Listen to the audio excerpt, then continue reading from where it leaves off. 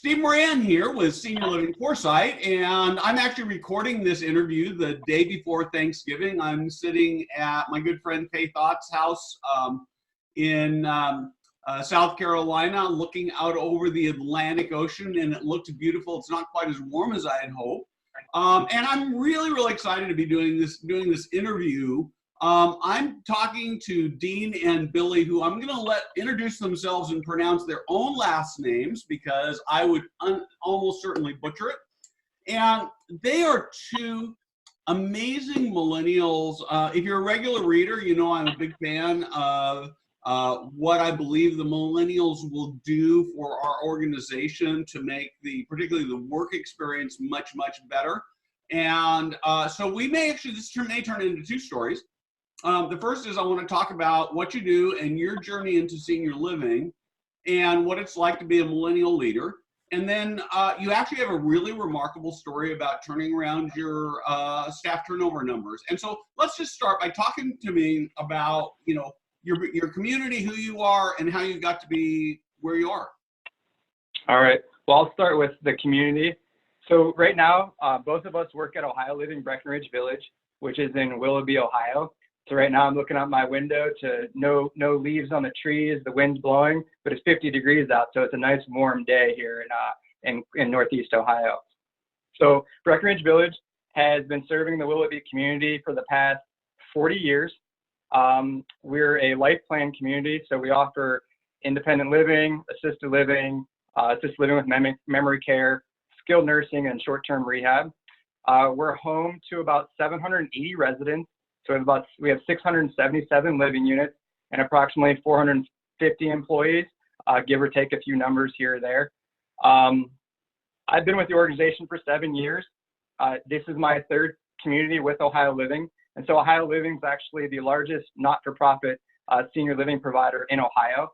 We have 13 life plan communities, and then we have 7 home and community-based service offices throughout Ohio. I think we serve currently 48 different counties out of the 88 counties in Ohio. My journey into senior living was, pretty much lifelong. As I went to undergrad and I was getting ready to go to law school, actually, and my dad's a lawyer. And right before I applied, I called my dad on the phone. I was like, I don't want to do this. And he goes, I don't blame you. And so he goes, well, why don't you look into healthcare? And I'm like, Dad, I don't want to be a doctor or nurse. And he goes, well, you realize there's all kinds of other things to do in healthcare. I mean, at that time, I'm like 21 or 22. I don't even know how healthcare insurance works. I go to the doctor and he's taken care of. Little do I know my parents are paying that. So once I started looking into that and spoke to a few friends and clients that he had that were healthcare administrators, I was really interested because I've always had a knack for being around people. And I love people. I love meeting people. I love talking to people, just engaging and learning and connecting. So I started looking into it. And right out of undergrad, I went straight into business school at Cleveland State University, where I focused on getting my master's in business, and I focused on healthcare administration. And during that period, I was like, well, if I want to get into healthcare administration, I probably need to get a job in healthcare. So I started to apply to assisted livings, nursing homes, retirement communities, hospitals, anything. I think the 27th place I applied to finally called me back for a part-time activities assistant in a memory care unit. So the 48-bed memory care unit, I started at 16 hours a week. And, one thing led to the other. That turned into full-time. And then when I was getting closer to graduation, I spoke to the chief operating officer of the organization at the time, which was Eliza Jennings here in Cleveland, Ohio. And I expressed my interest in becoming an administrator. And he said, well, why don't you do your internship here? I did the internship, completed my boards, and then one day I'm the activities assistant. The next day they created an administrator job because the executive director oversaw everything. And it was a campus of about 400 people. And I moved into that administrator role, and I haven't really looked back since.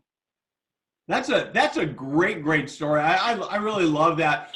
The one part that really sort of saddens me a lot, and it's a consistent story I've heard, is we complain a lot about not having enough great leaders in the industry. but we make it really, really hard for young people to get in the industry. I mean, it's pretty terrible that you had to make call 27 places to find one part-time activities position. And I wish it were better, but I don't think it really is. And I think that that's one of the biggest deficits we have. But I'm glad you persevered. Absolutely. So, Billie, would you mind telling us your story too?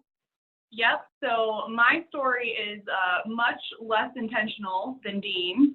So I was a new grad with a human resources degree, and I was truthfully just plugging my resume into Indeed job postings, trying to find my first HR job. And I had actually just accepted a job with a casino working in HR, and it was going to be a long drive for me into the city, and I was like, oh, okay. But as soon as I had accepted that job, I actually got a call from Ohio Living, the Home Health and Hospice division out of Youngstown, and they asked me if I wanted to come in for an interview, and so I said yes.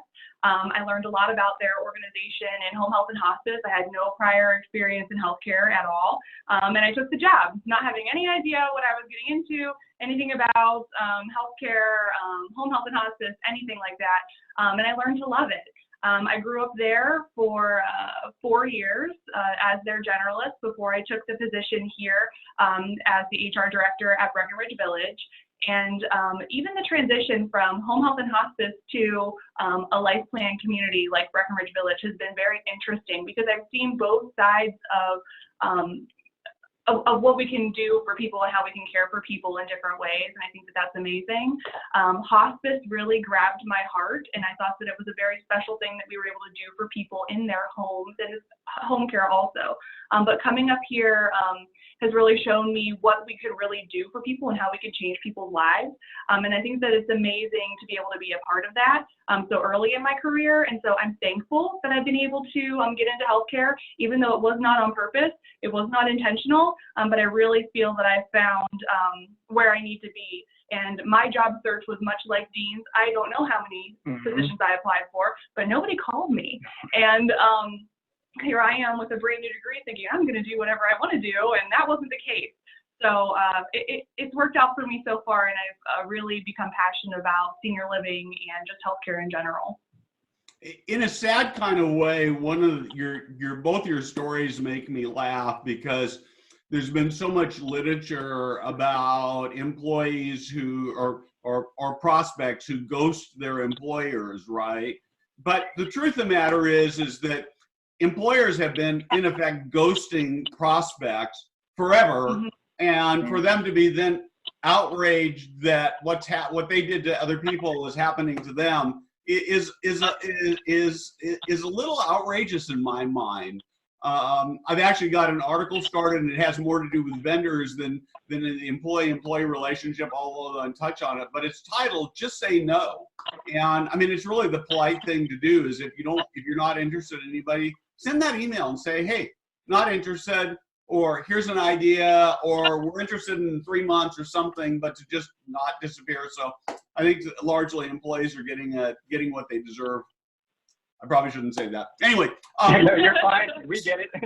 Yeah. So talk to me about, millennials are maybe the most maligned generation, at least in my lifetime. Talk to me about being a millennial in the senior living space. I'll let you start that. Okay. It's challenging but rewarding at the same time. So a lot of times you hear, especially in this type of community, being our age, it's like you have, like 800 grandparents now. They love you, they want to be around you, they want to learn about you, and it's interesting for us to learn about their lives because they have so many experiences that we've not had yet, or things are so different now. So it's very interesting, but it's also challenging because you look at our faces and it's kind of like, what do they know? But we've been able to show and prove that we have a lot to give and a lot to share, and I think that's been very rewarding.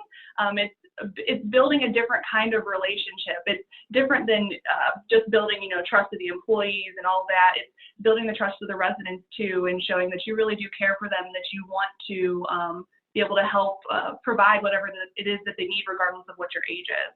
I think being a millennial is tough in any industry, just because of the stigma and the word, makes people feel or think a certain type of way. But I think that for me, it's been rewarding, challenging, but rewarding. What do you think? Yeah, I would definitely echo that same, that it's a definite challenge every day, but it's so rewarding each day, because when you have that doubt, because we might move fast, we might do things a little bit more risky than others, but we have the wherewithal to understand that anything we do, we know that it's not always going to be perfect, but we're willing to take that step to change and to transition to something positive. I think the biggest challenge too is that, yeah, we're millennials, but at the same time, we're also people. We have feelings.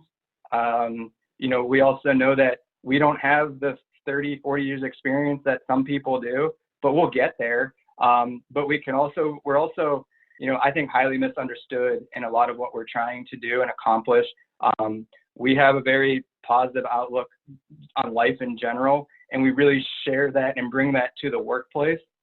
And so when we're going through struggles, staffing is always a struggle, but we don't want that to always be the problem. So when we're going through that and trying to coach others along, seeing the big picture, and then looking at us, and I have a beard right now, and that beard's because it makes me look like I'm at least 18 and not 12. So so that helps too. But to go through that and to each and every day, I think it makes us stronger. But it also it's so rewarding in and of itself, especially when you have residents, and the majority of the residents are, they get it, they understand where we're coming from, because they're all they've had these awesome careers, awesome lives, and a lot of them have been able to keep up with the changing times, and also can empathize with where we're at, and always have been there for encouragement. And every week, every Friday, we do a resident coffee hour where I get up and talk, and it's always great after just all the residents that come up, and they're not the naysayers, they're the ones that are just encouraging you and telling you, hey, don't worry about what any of those people say, because it doesn't matter. We see what you're doing, and you guys are doing a great job. And that's always very rewarding, and allows me and allows Billie to know what we're doing is making a difference. Yeah, it's so almost is it, like is it harder? Do you find sort of the millennial pushback comes more from the residents or from people you work with?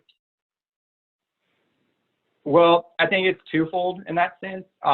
So I work a lot more with the residents. Like, my time's 50-50. Billie works directly with the team. I think it's give and take. I'm noticing a tougher time dealing with or working alongside with team members that are more in the baby boomer generation, where they're looking at more as, oh, well, who's this young person coming in and telling me what to do, when that's not our approach. Like, we don't come in and say, hey, here's what you're doing. We collaborate. We're all about the team, pulling others together.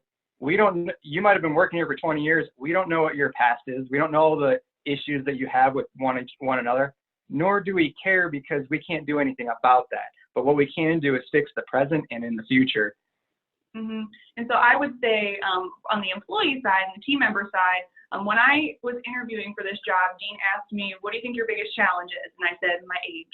Just because it's not that I don't know what I'm doing. I mean, I make mistakes just like anybody else, but I knew how I was going to be perceived when I walked in the door. I didn't even have to open my mouth, and I already knew what people were thinking, and that's fine. But Dean told me, well, you're not going to be older, and you don't want to be older. You don't have to be any older than you want to be. You know what I mean?